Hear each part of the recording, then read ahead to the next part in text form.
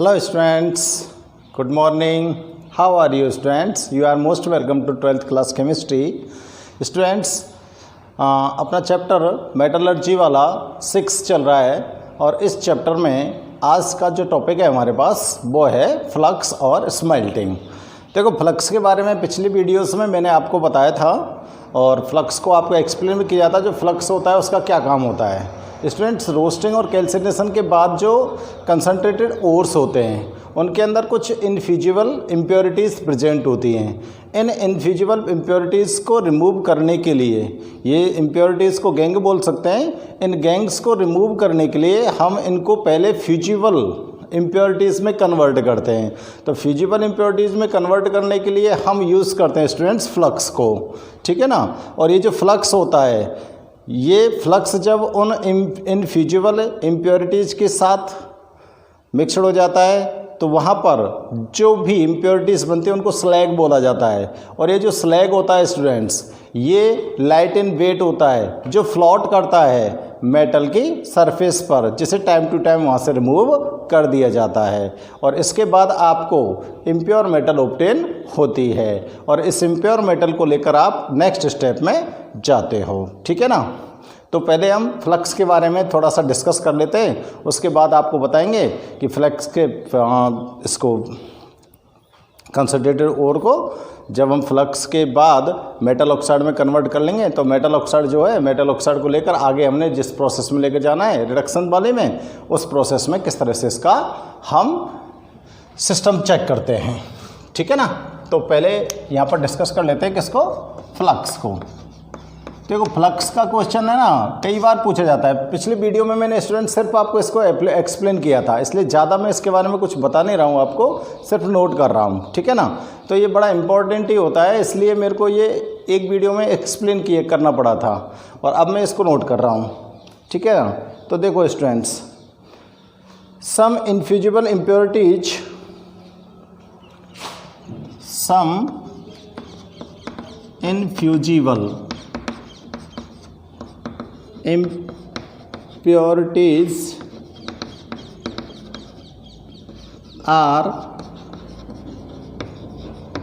remains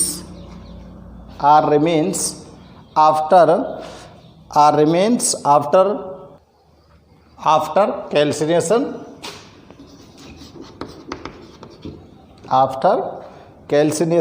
and roasting.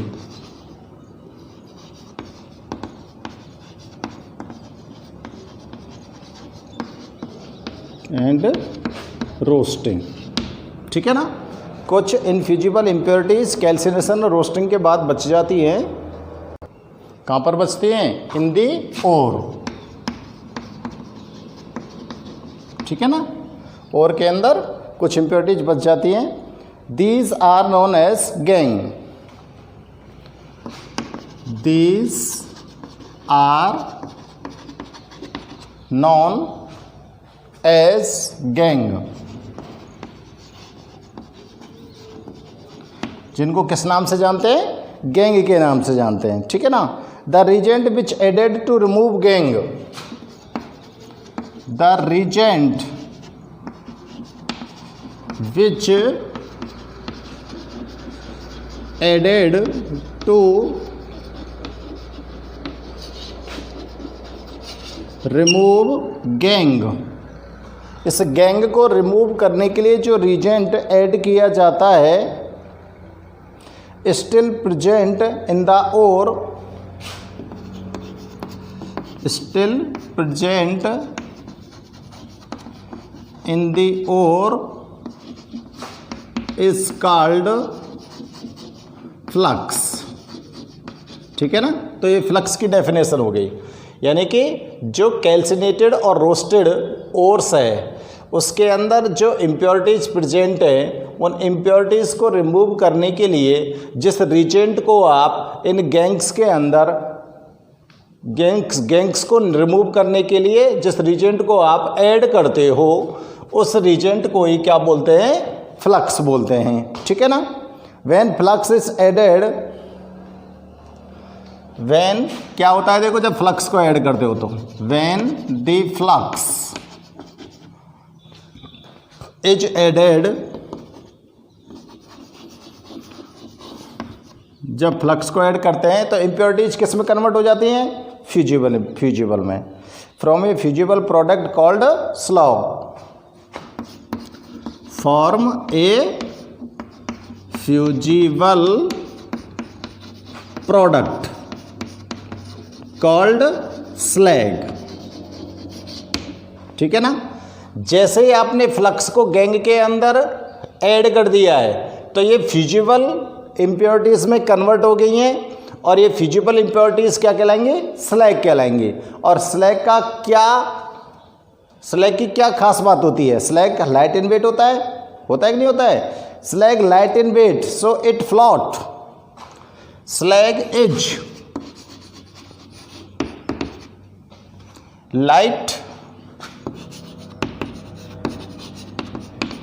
in weight,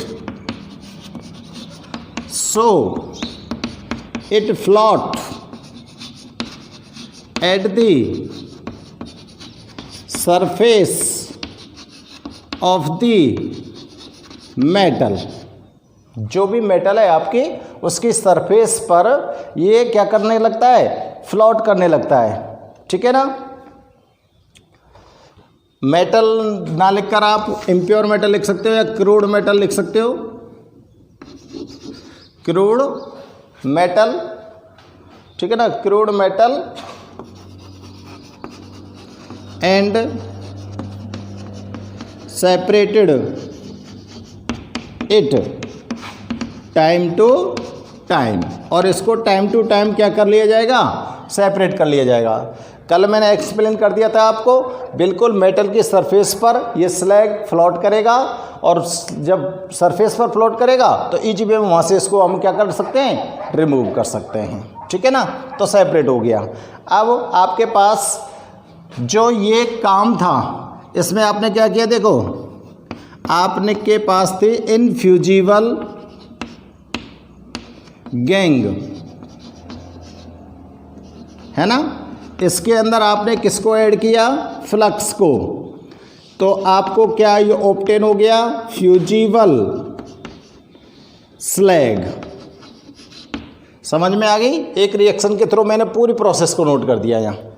ठीक है ना। फ्यूजिबल स्लैग आपको ऑब्टेन हो गया।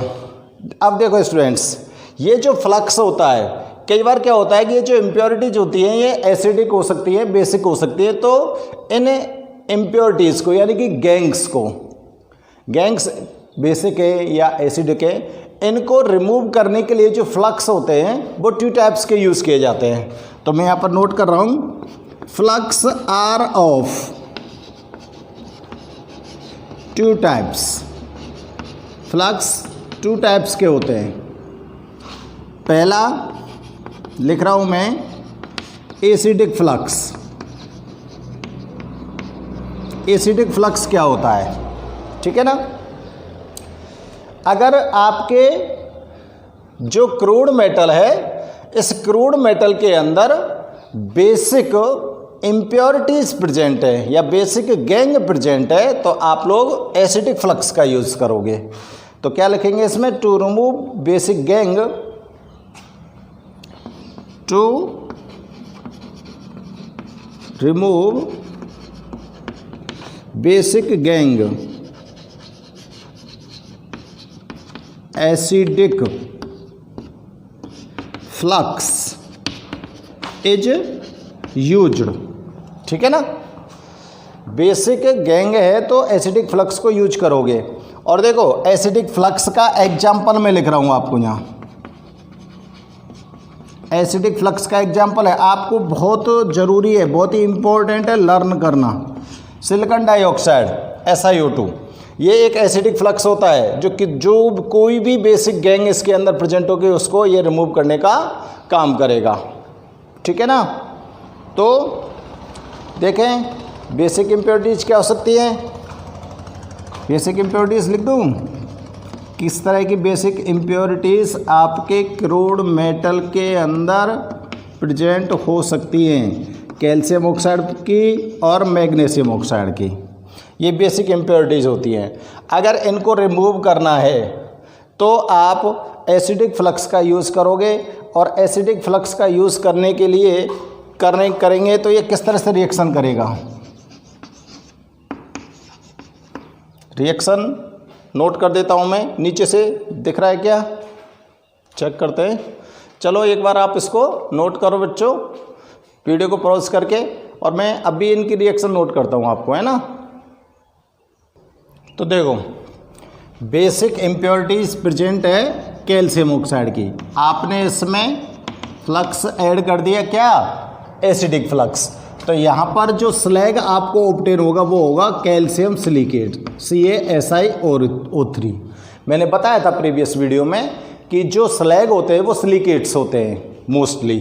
कैल्शियम सिलिकेट ये स्लैग की फॉर्म में आपको ऑब्टेन हो गया।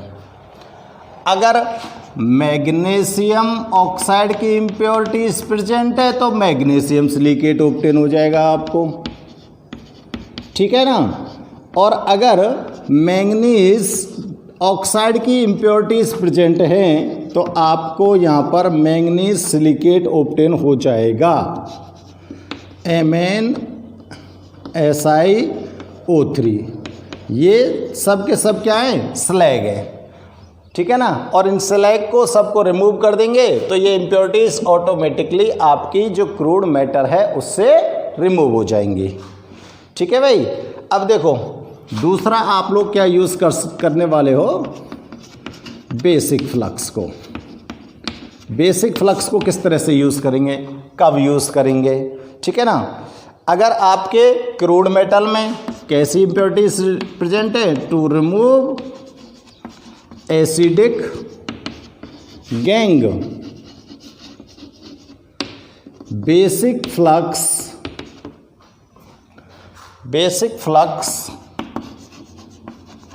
Is used.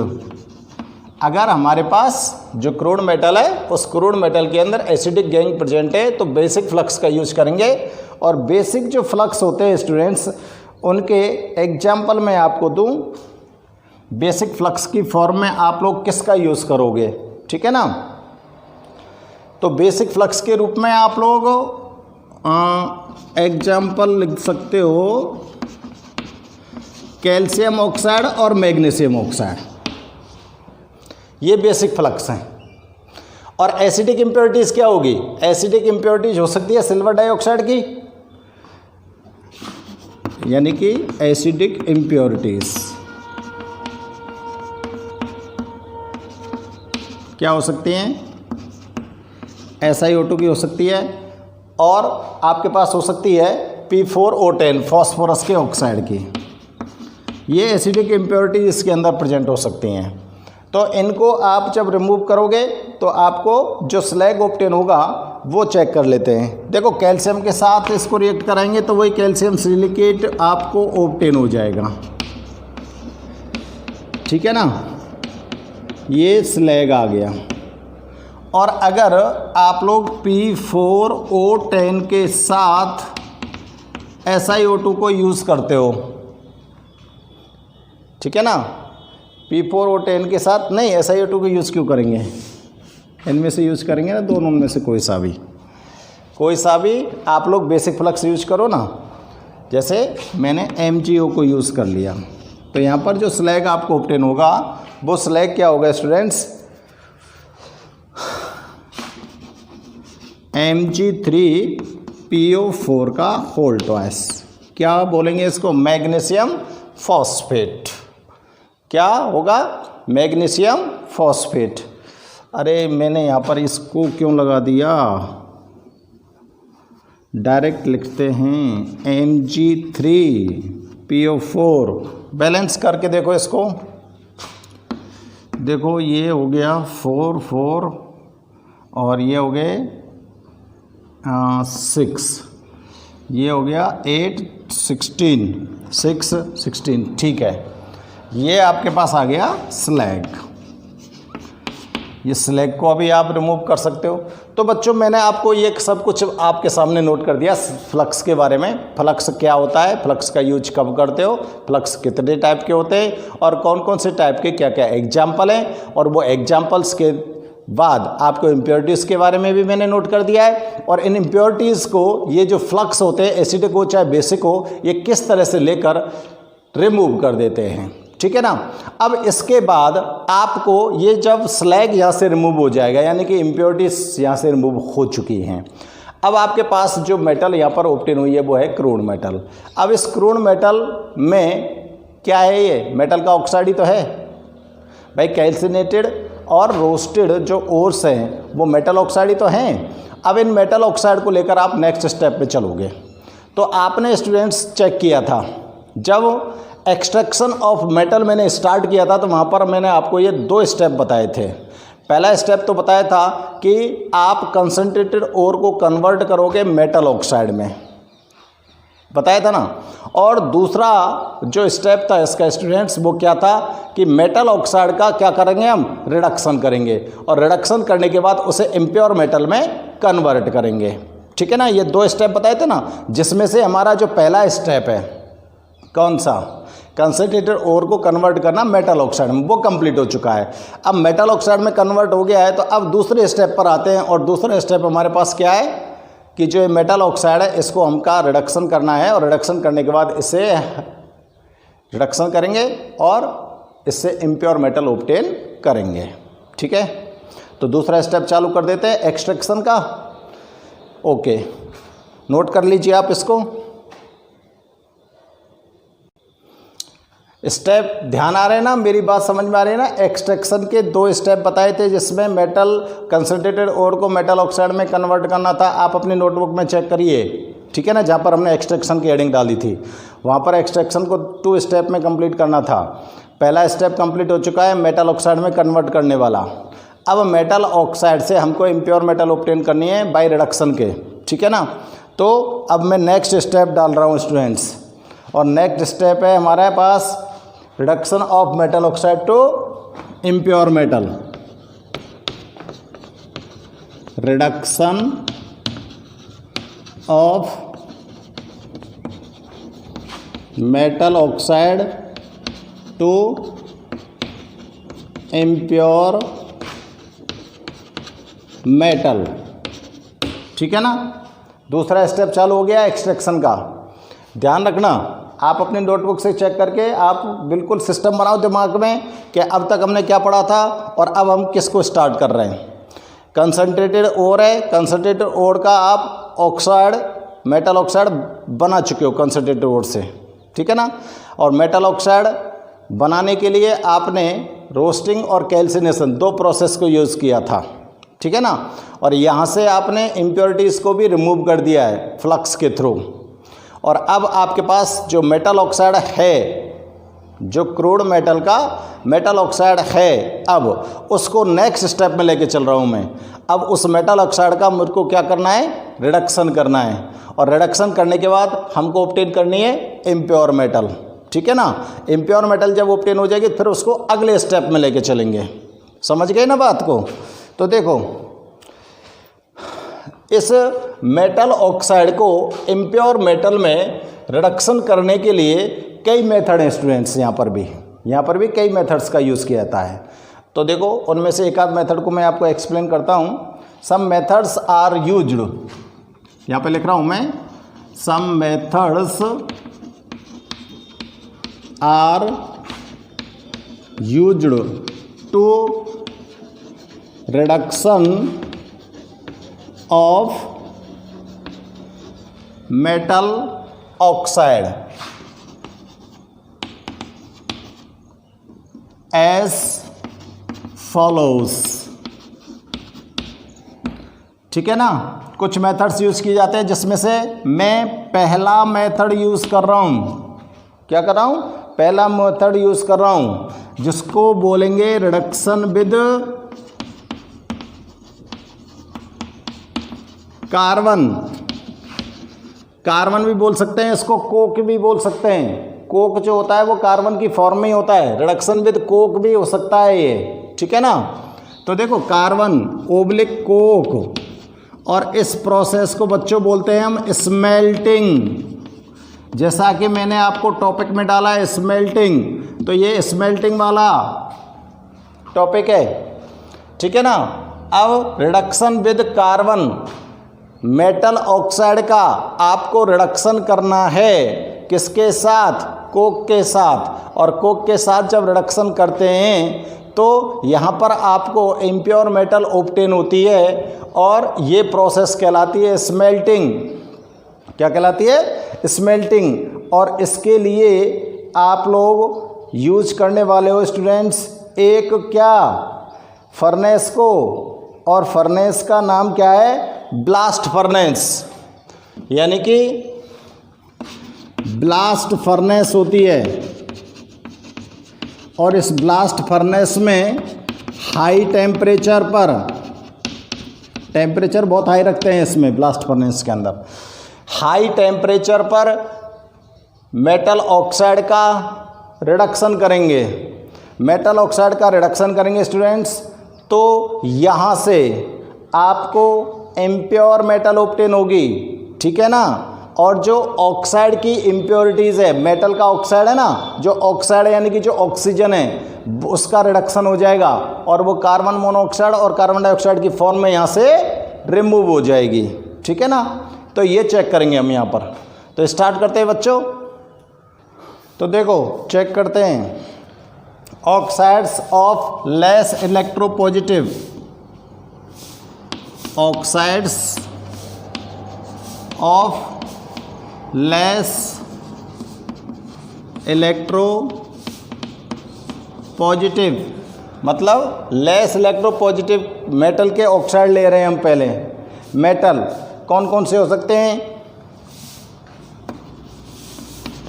मेटल कौन कौन से हो सकते हैं? देखो Pb, Zn, Fe, Cu यानी कि लेड, जिंक, आयरन, कॉपर और tin. reduced with heated, reduced when heated with coke, when heated with coke at high temperature, at higher temperature।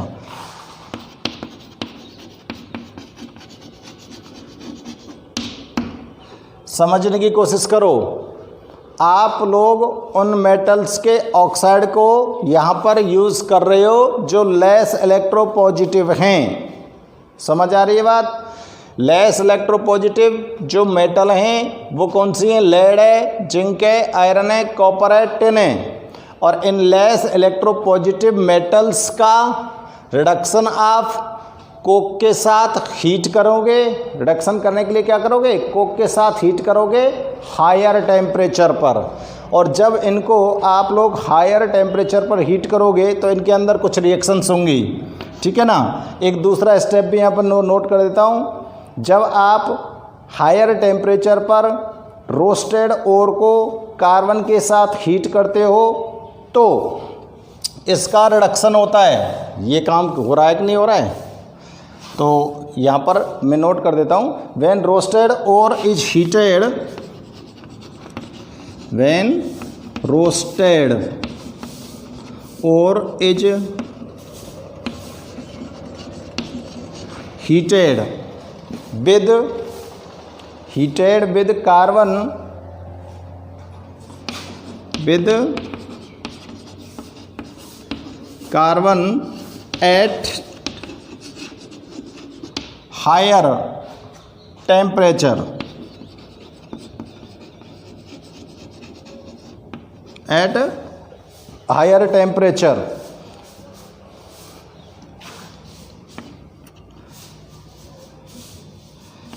It is reduced. तो इस रोस्टेड ओर का क्या हो जाता है? रिडक्शन हो जाता है, ये रिड्यूस्ड हो जाता है, ठीक है ना। और किस में रिड्यूस हो जाता है? Reduce to metal. This process is known, this process is known as smelting, इस प्रोसेस को ही क्या बोलोगे बच्चों? स्मेल्टिंग, ठीक है ना। ये जो स्मेल्टिंग जो हमने हेडिंग डाली थी, उस स्मेल्टिंग की एज ए मैंने यहाँ पर एक डेफिनेशन आपको बनाई है। और डेफिनेशन में क्या करना है? सिर्फ आपको रोस्टेड ओर लेना है, रोस्टेड ओर को कार्बन के साथ हीट करना है हायर टेम्परेचर पर, तो उस मेटल का रिडक्शन हो जाएगा। और इस प्रोसेस को क्या बोलेंगे? स्मेल्टिंग बोलते हैं। और ये स्मेल्टिंग की जो प्रोसेस होती है, ये यहाँ पर लिख देता हूँ मैं, this process takes place in blast furnace. ये ब्लास्ट फर्नेस के अंदर होती है। कौन सी भट्टी में होती है? ये बात्या भट्टी बोलते हैं इसको, ब्लास्ट फर्नेस को, ठीक है ना। तो देखो यहाँ पर क्या रिएक्शन होती हैं। तो आपने कौन कौन से लेस इलेक्ट्रोपॉजिटिव लिए हैं? देखो, less electropositive metal oxide Coke के साथ रिएक्ट करा दो, हीट कर दो, Zn+CO, ठीक है ना। आप लोग लेड ऑक्साइड लो, कोक के साथ हीट कर दो, क्या ऑब्टेन हो जाएगा? Lead+CO, ठीक है ना। भाई मेटल में रिड्यूस हो रहा है ये। अब आप लोग देखो क्या ले रहे हो? Fe2O3, क्या ले रहे हो? Fe2O3। और इसका आप कोक के साथ क्या करा रहे हो? रिडक्शन करा रहे हो ब्लास्ट फर्नेस में, ठीक है ना। तो आपको यहाँ पर ऑब्टेन होगा स्टूडेंट्स Fe+CO। बैलेंस करो इसको, 2Fe 3CO 3C। क्लियर है? तो एक बार तो ये रिएक्शन होगी इसके अंदर, और एक बार क्या रिएक्शन होगी देखते हैं हम।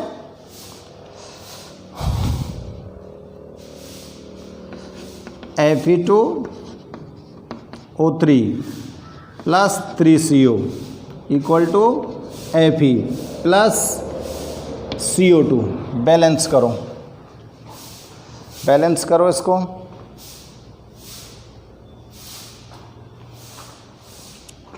ये 2 हो जाएगा, ये 3 हो जाएगा। अब देखो यहाँ पर हायर टेम्परेचर लिया गया है, लगभग 1500 केल्विन टेम्परेचर है ना। और ये जो दोनों रिएक्शन है, कौन कौन सी? ये वाली नीचे वाली रिएक्शन, मेनली ये दोनों रिएक्शन तो कहाँ पर कंप्लीट होंगी? ब्लास्ट फर्नेस में होंगी। कहाँ पर होंगी? ब्लास्ट फर्नेस में। यानी कि आयरन के लिए ब्लास्ट फर्नेस का यूज़ किया जाता है, ये ध्यान रखना।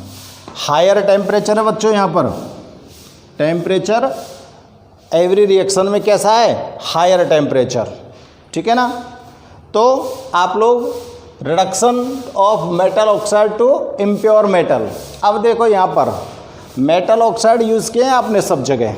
ये मेटल का ऑक्साइड रोस्टेड हो रहा है, ये मेटल का ऑक्साइड भी रोस्टेड हो रहा है, ये भी रोस्टेड हो रहा है, ये भी रोस्टेड हो रहा है, ठीक है ना। सभी रोस्टेड हो रहे हैं, और सभी रोस्टेड ओर्स जो होंगे वो सब के सब कैसे होंगे? मेटल ऑक्साइड होंगे उनमें। और इन मेटल ऑक्साइड का आपको कार्बन से क्या करवाना है? रिडक्शन करवाना है। तो एज ए कार्बन की फॉर्म में हम यहाँ पर यूज़ करने वाले हैं किसको? कोक को, ठीक है ना। कोक डाल देते हैं फर्नेस के अंदर थोड़ा सा, और जैसे ही कोक इसके अंदर डालते हैं तो स्टूडेंट्स ये मेटल ऑक्साइड रिड्यूस्ड होता है, और रिड्यूस्ड होने के बाद यहाँ पर आपको इम्प्योर मेटल ऑब्टेन हो रही है। ये जितनी भी मेटल आपको ऑब्टेन हो रही है ना, ये मत सोच लेना कि सर ये यहाँ पर प्रोसेस यहाँ पर कंप्लीट हो चुका है। प्रोसेस कंप्लीट नहीं है। यहाँ पर ये मेटल जो आपको ऑब्टेन हुई है बच्चों, ये सब के सब कैसी हैं? इम्प्योर मेटल हैं, ठीक है ना। अभी इनको हमें प्योर करना है अगले स्टेप में जाके।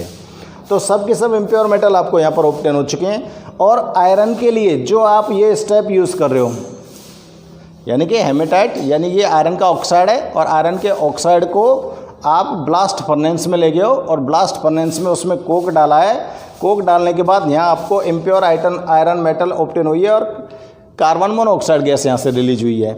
ये कार्बन मोनोऑक्साइड गैस इसके साथ अगेन रिएक्ट कर जाती है, क्योंकि फर्नेस के अंदर ही तो पड़ा हुआ है, ये भी पड़ा हुआ है और ये गैस भी वहाँ से ही रिलीज हो रही है। तो CO गैस अगेन उससे रिएक्ट कर जाती है। और अगेन उससे रिएक्ट किस तरह से करती है, ये यहाँ पर मैंने इस रिएक्शन को नोट किया है। और अगेन रिएक्ट करने के बाद ये यहाँ पर क्या निकालती है, CO2 गैस निकालती है। CO2 गैस यहाँ से रिलीज हो जाएगी और ये इम्प्योर मेटल आपको ऑब्टेन हो जाएगी। तो आप लोग ऐसा मत सोचना कि सर आपने यहाँ पर इस रिएक्शन को 2 बार क्यों लिखा है। इस रिएक्शन को 2 बार लिखने का जो एम है बच्चों, वो यही है कि ये जो आयरन का ऑक्साइड है ये कोक के साथ रिएक्ट करता है और कोक के साथ रिएक्ट करने के बाद कार्बन मोनोऑक्साइड गैस फॉर्म करता है। कार्बन मोनोऑक्साइड गैस और कोक दोनों ब्लास्ट फर्नेस के अंदर ही तो प्रेजेंट होते हैं। तो वहाँ पर ये कार्बन मोनोऑक्साइड जो होती है वो अगेन रिएक्ट कर जाती है आयरन ऑक्साइड के साथ और कार्बन डाइऑक्साइड गैस फॉर्म कर लेती है और कार्बन डाइऑक्साइड गैस वहाँ से रिलीज हो जाती है और आपको ये इम्प्योर मेटल ऑब्टेन हो जाती है। तो बच्चों देखो, आज आपने यहाँ पर चेक किया है फ्लक्स के बारे में मैंने आपको कंप्लीट नोट कर दिया है। और दूसरा नेक्स्ट स्टेप जो मैंने स्टार्ट किया है एक्सट्रैक्शन का, जो एक्सट्रैक्शन का नेक्स्ट स्टेप है वो क्या है हमारा, reduction of metal oxide to impure metal. तो मेटल ऑक्साइड का हमको रिडक्शन करना है। रिडक्शन करने के लिए हमने पहला मेथड यूज़ किया है और पहले मेथड में हमने यूज़ किया है किसको, कोक को। कोक की हेल्प से हमने यहाँ पर मेटल ऑक्साइड का रिडक्शन किया है। ओके स्टूडेंट्स, अब हमको नेक्स्ट मेथड चेक करना है जिसमें हम मेटल ऑक्साइड का रिडक्शन और किसके द्वारा कर सकते हैं, ये भी चेक करना है हमको, ठीक है ना। तो स्टूडेंट्स, आज के इस वीडियो में बस मैं आपको इतना ही एक्सप्लेन कर रहा हूँ। नेक्स्ट वीडियो में मैं आपको इसके जो और मेथड्स हैं वो सब के सब आपको एक्सप्लेन करूँगा। Okay students, good bye.